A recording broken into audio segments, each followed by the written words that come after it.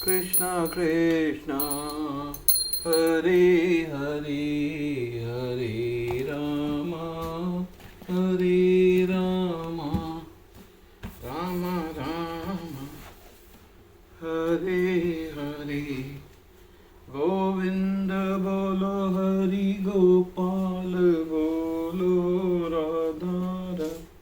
आज हम श्रीमद् भागवतम के चौथे स्कंद का पेज 78 पढ़ने जा रहे हैं। सहस्रों भुजाओं, तीखे दांत तथा ज्वलायमान बालों से वे अत्यंत भयावह प्रतीत हो रहा था।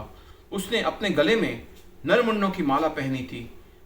वह शिवजी के सम्मुख हाथ जोड़कर खड़ा हो गया और पूछा, स्वामी क्या आज्ञा दे। वीरभद्र परम भगवान के क्रोध का मूर्तिमान स्वरूप था। शिवजी को उसकी शक्तियों पर पूरा विश्वास था। उन्होंने उसे आज्ञा दी, जाओ दक्ष का वध करके उसके यज्ञ को विनिष्ट कर दो।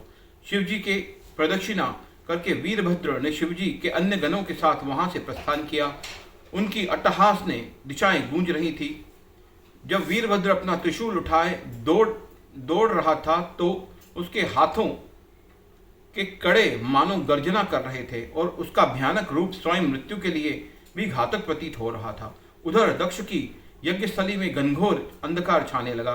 किसी को उसका कारण समझ नहीं आ रहा था। अटकलें लगाते हुए सब इस निर्णय पे पहुंचे कि कोई भयानक तूफान आ रहा है। अत्यंत चिंतित स्वर में एक दूसरे से कहने लगे, ये कोई तूफान नहीं है और न ही गायों की दौड़ने से उठने वाली धूड़ है। चूंकि अभी तक इस पृथ्वी पर महाराज बरही से शक्तिशाली राजा राज्य कर रहे हैं, ये धूल लुटेरों के आक्रमण से भी नहीं उठी है।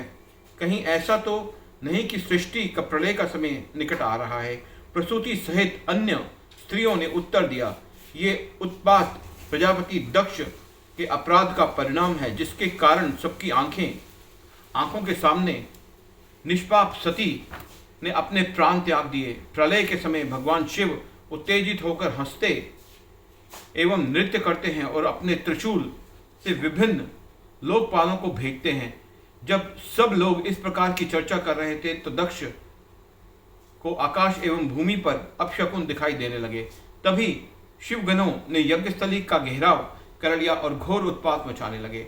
वे सब शिवगण कद में ठिगने थे और उनका रंग काला और पीला था। वे सबको धमकाते हुए अपने अस्त्र शस्त्र घुमा रहे थे। कुछ गणों ने पंडाल के सहारे देने वाले खंभों को खींच लिया। कुछ स्त्रियों के खेमों में जा घुसे और कुछ यज्ञस्थली का विध्वंस करने लगे। कुछ अन्य यज्ञ सामग्री को तोड़फोड़ कर रहे थे। कुछ यज्ञाग्नि को बुझा रहे थे और कुछ वहां मूत्र विसर्जन करने लगे।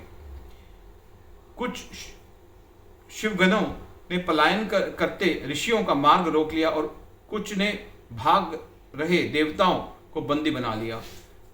मणिमान ने प्रमुख पुजारी भृगु को दबोच लिया और वीरभद्र ने दक्ष को, चंडेश ने पूषा को पकड़ा और नंदीश्वर ने भग को।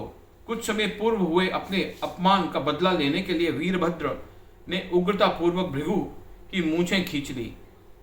तब उसने भग को पकड़ा। जब शिवजी का शाप दिया जा रहा था तो उस समय भग ने अपनी बाहों को हिलाते हुए उसका अनुमोदन किया था। वीरभद्र ने उसी भूमि पर पटक कर उसकी आंखें निकाल ली। तब वीरभद्र ने दक्ष और पूषा के दांत तोड़ डाले, क्योंकि शिवजी के अपमान के समय ये दोनों अपने दांत दिखाकर हंस रहे थे।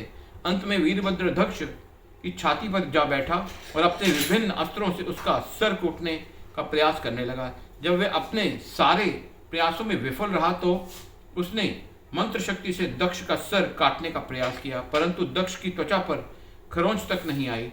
तभी वीरभद्र की दृष्टि उस कुल्हाड़ी पर गई जो यज्ञ में पशु बलि के लिए रखी थी। अंततः वह दक्ष के सिर काटने के में सफल रहा। इस देखते ही शिवजी की भूतहा अनुयायी हर्षोल्लास में चित्कार करने लगी, जबकि ब्राह्मण गण शोकातुर होकर चीखने लगे। वीरभद्र ने दक्ष का सिर लिया और यज्ञाग्नि के दक्षिण भाग में उसकी आहुति दे दी। इस प्रकार शिवगणों ने दक्ष के यज्ञ का तहस नहस कर लिया और अंत में संपूर्ण स्थली में आग लगाकर कैलाश की ओर लौट चले। हरे कृष्णा कृष्ण।